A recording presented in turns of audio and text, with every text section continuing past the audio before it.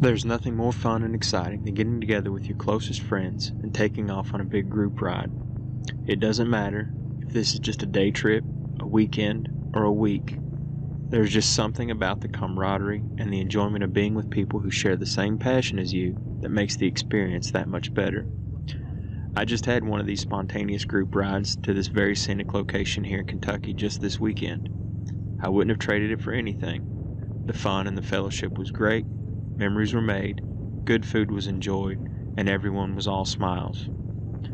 Even though those group rides are a blast, we sometimes find ourselves wanting to just take a ride alone. Many times, these rides are intentionally taken to decompress, to ponder some event or circumstance in our lives, or just for a little alone time for no other reason than to just be alone.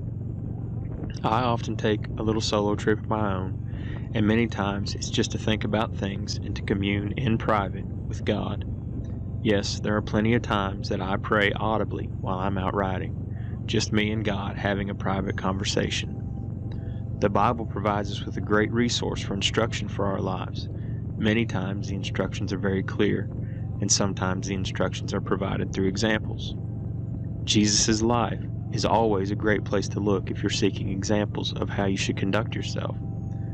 So what does this have to do with all the talk of group rides and solo rides? Well, just take a look at Jesus' life.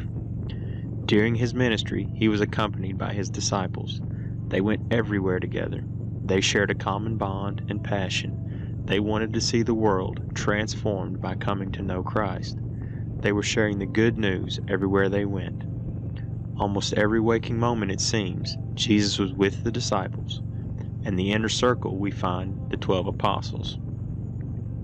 However, Jesus did take time away from his disciples very intentionally. And no, it wasn't because he was tired of their company. He had very distinct purpose for desiring to be alone, and we can learn from each one of these purposes. First, Jesus sought time alone to prepare for major changes in his life, as we see immediately following his own baptism and just prior to the beginning of his own ministry.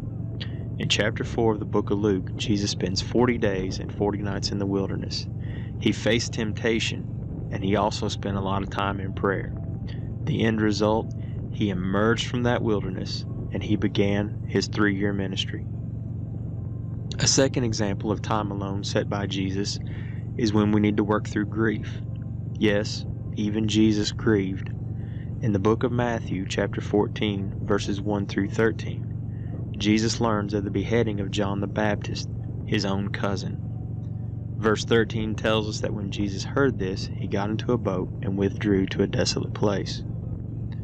Our third example is found in the book of Luke, chapter 6, verses 12 and 13. We see the importance of praying in solitude before making a big decision.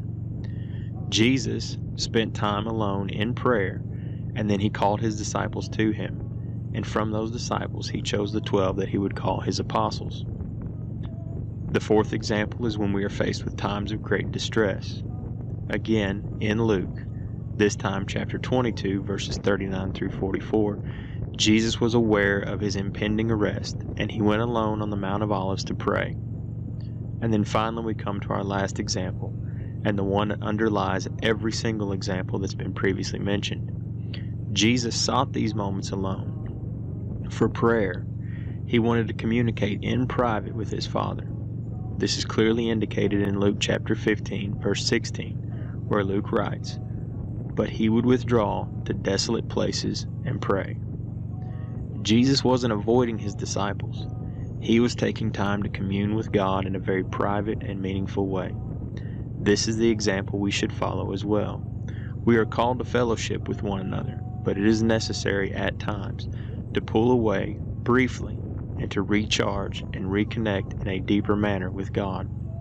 So take that solo trip if you feel the need, but make sure you take time to speak to God. He will be faithful.